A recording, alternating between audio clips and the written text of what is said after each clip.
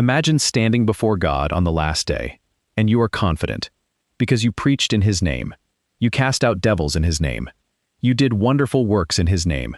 You said, Lord, Lord, your entire life. And then Jesus looks at you. Matthew chapter 7, verses 21 through 23. Not everyone that saith unto me, Lord, Lord, shall enter into the kingdom of heaven. Many will say to me in that day, Lord, Lord, have we not prophesied in thy name, and in thy name have cast out devils, and in thy name done many wonderful works? And then will I profess unto them, I never knew you, depart from me. Jesus did not say, I forgot you. He did not say you fell short. He said, I never knew you. And the only thing standing between you and that sentence is one word in John chapter 3 verse 16, the word believe. And if you have the wrong definition, everything you are trusting for eternity is built on nothing. The New Testament was written in 1st century Koine Greek. The word your English Bible translates as believe is the word pisteuō. In modern English, when you say you believe something, you mean you think it is true. I believe it will rain tomorrow. I believe the earth is round. Pisteuō carries the meaning of the word entrust, the same word a soldier used when he swore his life to his general, my life is yours. The same word a man used when he handed his entire estate to a steward and left the country.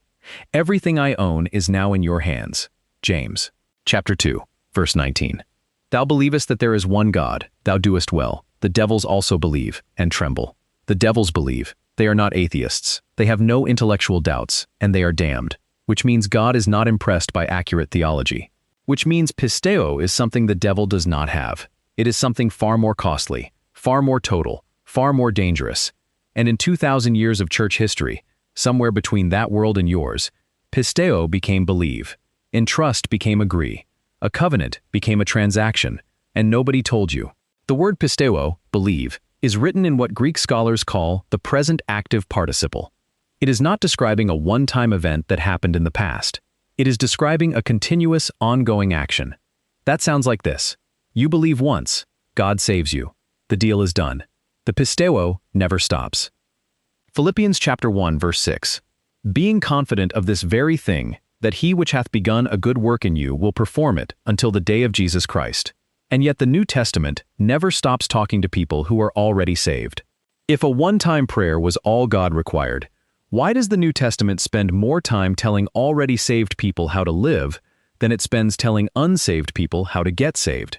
The book of Romans, Galatians, Ephesians, Philippians, Colossians, James, 1 John, every single one of these letters was written to people who were already believers.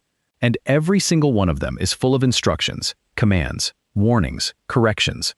Why warn someone who is already safe? Why correct someone whose deal is already done? It is somewhere between 85 and 95 AD. The Roman Empire is the most powerful military and political force the known world has ever seen. Rome consumed everything it touched and called it peace. And at the center of that empire sat Caesar. Not just a politician, not just a king, a god, a living, breathing deity, worshipped in temples built in his honor across every province Rome had ever conquered. Every person living inside that empire was expected, by law, under penalty of death, to make one public declaration. 3 words in Greek, Kyrios Kaisar, Caesar is Lord, your life, your family, your allegiance, belonging to Rome. Into that world, John writes a gospel. Not Caesar, it is Jesus. Saying so was a death sentence. That was not a metaphor. That was Tuesday morning for the early church.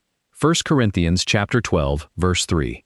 Wherefore I give you to understand, that no man speaking by the Spirit of God calleth Jesus accursed, and that no man can say that Jesus is the Lord, but by the Holy Ghost. He was writing to people who were being dragged before Roman magistrates and given one choice: say Kyrios Kaisar and live, or say Kyrios Iesos and die. And the ones who said Kyrios Iesos, the ones who chose death over denial, that was John 3:16 with skin on it. That was believe, walking out of someone's mouth and straight into the mouth of a lion. The verse your grandmother stitched into a pillow was not written for a comfortable world. And somewhere between that world and yours, the danger got removed. The cost got hidden. The lions got replaced with padded seats. And a declaration that once got people killed got turned into something you could do by raising your hand at the end of a church service. And nobody told you that either. Your Bible has a hall of fame, and every single person in it will make you uncomfortable. Hebrews chapter 11 verse 1.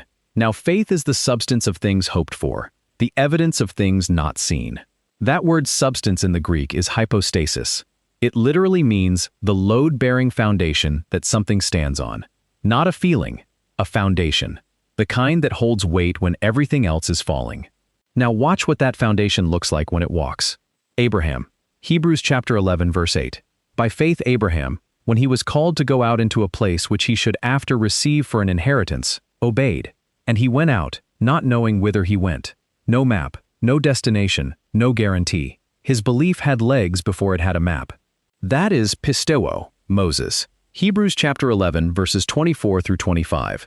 By faith Moses, when he was come to years, refused to be called the son of Pharaoh's daughter, choosing rather to suffer affliction with the people of God, than to enjoy the pleasures of sin for a season. He walked away. He chose suffering, that is pisteuō. Rahab. Hebrews chapter 11 verse 31. By faith the harlot Rahab perished not with them that believed not, when she had received the spies with peace. A Canaanite woman, a prostitute, and she ends up in the bloodline of Jesus Christ. Why? Because when her moment came, she acted. Her belief moved her body before it moved her theology. That is pisteuō. And God looked at all three of them and said, that. Not one of them simply agreed that God existed and went home unchanged. So when Jesus stands on that last day and says, I never knew you, he is talking about people whose belief never cost them anything. People who agreed with every fact about God and never let a single one of those facts move their feet. Be honest, not with me, with yourself. Has your belief in Jesus Christ ever cost you anything? Not a feeling, not a tear during worship, not a church attendance streak. Anything, a relationship you lost, a room you walked out of, a silence you broke when it would have been so much easier to stay quiet. Has your pisteuō ever moved your feet? Because Abraham's did, Moses's did, Rahab's did. That is what pisteuō looks like with skin on it. Luke chapter 9 verse 23. And he said to them all, if any man will come after me, let him deny himself, and take up his cross daily, and follow me. Daily. In the first century Roman world, a man only carried a cross in one direction, toward his own execution. He is describing a daily death, a death to the version of you that wants to stay quiet. Because I have felt it too. The weight of that standard, the gap between what pisteuō actually demands and what you have been living. Matthew chapter 11 verse 28. Come unto me, all ye that labor and are heavy laden, and I will give you rest. Pointing yourself toward him, entrusting him with the version of you that still has work to do, a direction you choose, every single morning, for the rest of your life. Confident, certain, his entire life built on a word he thought he understood. Not the comfortable version, the original. John chapter 3 verse 16. For God so loved the world, that he gave his only begotten Son, that whosoever believeth in him should not perish, but have everlasting life. For God so loved the world, not the clean parts of it, the whole broken bleeding world, that he gave, past tense, completed, irreversible, his only begotten Son, not an angel, not a prophet, his Son, the same God, poured into human flesh and handed to a world that did not deserve him. That whosoever, the width of that word has no bottom and no ceiling. It does not say whosoever is good enough. It says whosoever is continuously entrusting their entire life to him, not believed one time, staking everything they have and everything they are on him being exactly who he said he is. Should not perish, should not hear, I never knew you, but have everlasting life, have, present tense, yours, now. That is John 3:16, not something your grandmother stitched into a pillow, a covenant, and a covenant does not close when you sign it. It opens, it breathes.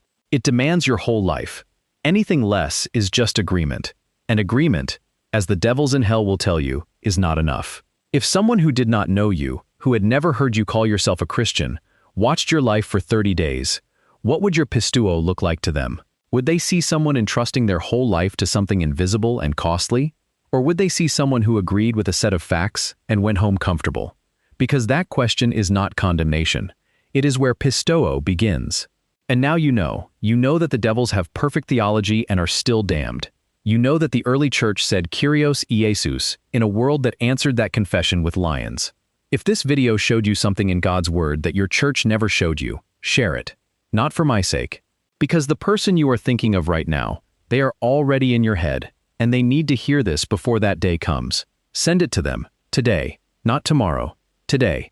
And if you want to go deeper, subscribe, because what we covered today is one word in one verse, and your Bible is full of them.